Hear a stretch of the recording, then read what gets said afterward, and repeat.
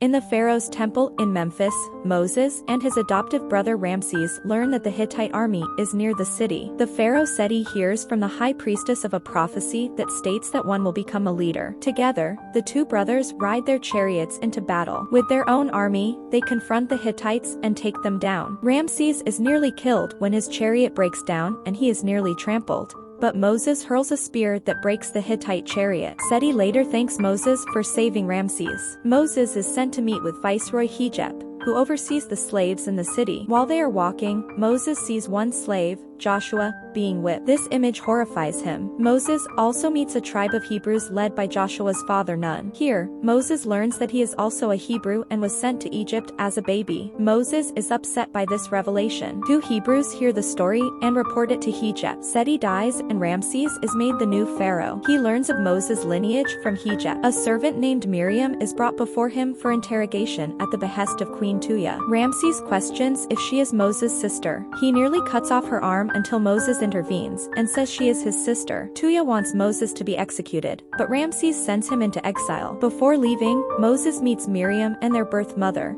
who tell him his birth name is Moishi. Moses travels through the desert and comes across Midian and settles there. He meets Jethro and his daughter Zipporah. Over time, Moses becomes a shepherd and comes to know Zipporah, and they eventually fall in love and marry. 9 years later, Ramses continues to rule over Egypt with power. He has married Nefertari and has an infant son. Moses has also stayed in Midian and had a son with Zipporah named Gershom. Moses has not shared the same faith in God that his wife and child had, which upsets Zipporah. Moses takes a trip up a mountain during a storm. A rock slide occurs in which he gets knocked unconscious and has his leg broken. He awakens nearly completely submerged in mud. He hears a voice and sees a burning bush. A child named Malak comes before him. He is a representation of God sent to speak with Moses. The boy takes some stones and stacks them together to form a pyramid to remind Moses of what he must do and who his people are. Moses returns to the village and has his leg treated. He tells Zipporah what he saw and what he heard. She doesn't believe that God would have come to him as a child. Moses knows he has a task to do, but Zipporah doesn't want him to leave his family behind. Moses returns to Egypt and reunites with Nun and Joshua. He also meets his brother Aaron for the first time, along with Aaron's own son. Moses returns to the temple and confronts Ramses with a sword to the neck. Ramses is shocked to see Moses still alive. Moses tells Ramses of his mission from God. Afterwards, Ramses decides he wants Moses dead.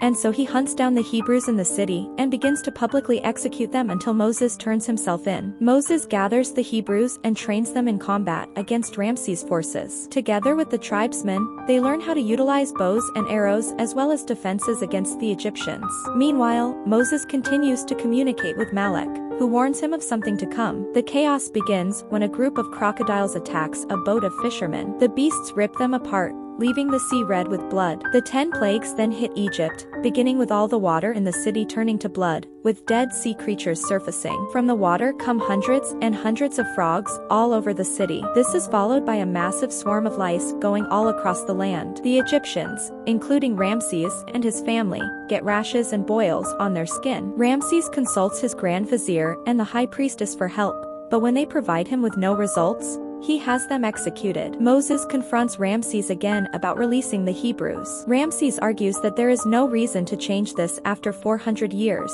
as it would also be bad for Egypt economically. Thus, the plagues continue with pestilence overtaking the livestock. They cough up blood before dying all over the place. Then a huge swarm of locusts overtakes the city, destroying much of the crops. A powerful hailstorm follows, also causing much destruction in the city. Joshua comes across Moses talking to Malak, though Joshua cannot see the boy. Moses is horrified to learn of what the final plague is to be. He tells the Hebrews to slaughter a lamb and cover their doors with blood. That night, a darkness sweeps over the city. The firstborn child in each Egyptian home that is not marked with blood dies, including the son of Ramses. He finds his dead child and wails. After this, Ramses angrily tells Moses to leave with the Hebrews for Canaan. Moses leads the Hebrews into their exodus from the city. They walk for days until coming across the Red Sea. Fearing they have no way of going further, a frustrated Moses throws his sword into the ocean. Later, the waters begin to recede, allowing the people to go through. One Hebrew objects to Moses' leadership, but Moses convinces everyone to continue following him as he vows to take them home. They begin to walk through the sea. Back in Egypt, Ramses is still mourning the loss of his son. He decides to go after the Hebrews. His men ride through the mountains without stopping to rest the men or horses. On their journey, a large portion of Ramses' soldiers are killed when the mountains break down and take the soldiers down with it. The surviving Egyptians catch up to the Hebrews, who are almost through the Red Sea. The waters then begin to reform, forcing everyone to run for it. Moses rides toward Ramses, while Joshua, Aaron, and others follow him. As the waters get higher and closer, Moses orders the Hebrews to run back to land, while most of Ramses' soldiers retreat.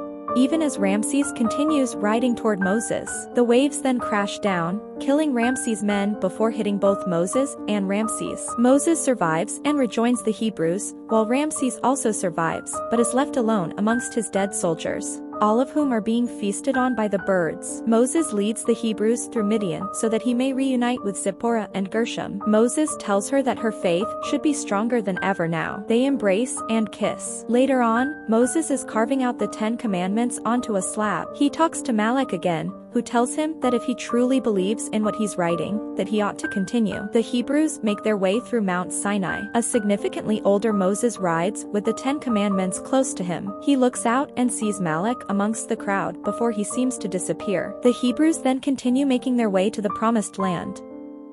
If you enjoy watching this type of content, then please consider subscribing to my channel. Thanks for watching.